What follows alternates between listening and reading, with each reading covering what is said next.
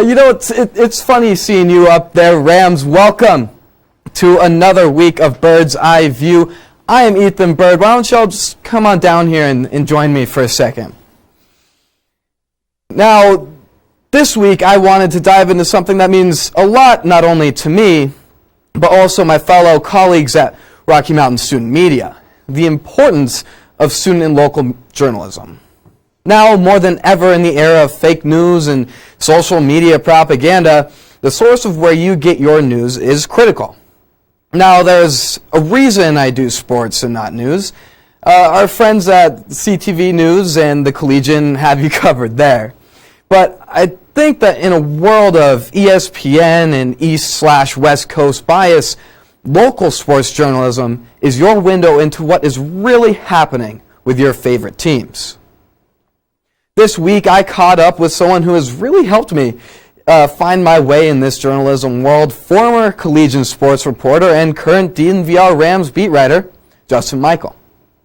I think the importance of having local journalists is, especially in terms of the college community.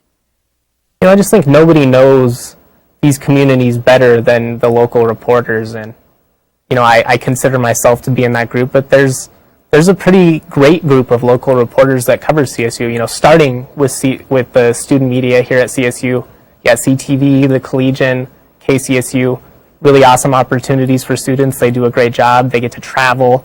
That's a big deal in its own right. So many schools can't say that. Shout out to Rocky Mountain Student Media. But, the Coloradoan, Loveland Reporter Herald, they have a huge presence. The Denver Post, dabbles in Colorado State coverage. I wouldn't really say they're super consistent, but, they do cover the Rams. And, then there's sites like us at DNVR, which are independent, and we're all digital. We're a little bit different than, the traditional newspaper. But, we're doing our best to just bring people the truth. I think my style of coverage is a little bit different than the traditional beat reporter, especially, in the 90s, early 2000s even. Things have changed slightly. But it's just so paramount to have these local reporters. One, to highlight all the great things that are happening, but two, to check the powers that be, to make sure that these schools are doing the right things, because, as we've seen, that is not always the case. And the biggest difference really is who is closer to what is really happening. I mean, student journalist and student athlete are just a noun away from one another. And that is intimate reporting that you can never really find on a national level. And Justin proved that when he was one of the first to break the Larry Eustace abuse story. What are the parallels between the Larry Eustace situation and what's happening right now? Well, we don't have all the details from the investigation yet, so I don't want to necessarily speak ignorantly, at least from the football side, but I think there are definitely some comparisons there in terms of both our alleged, at least, examples of the university kind of prioritizing their financial obligations, the people that they were paying a lot of money, over, the best interest of the student athletes. And that's pretty common throughout college athletics, unfortunately, but it's definitely not what you want to see, especially, from a university that prioritizes so much itself on community. So much of the branding at CSU is, we, proud to be, all of these things. Well, it's tough to be proud to be, when your program's constantly getting in scandals.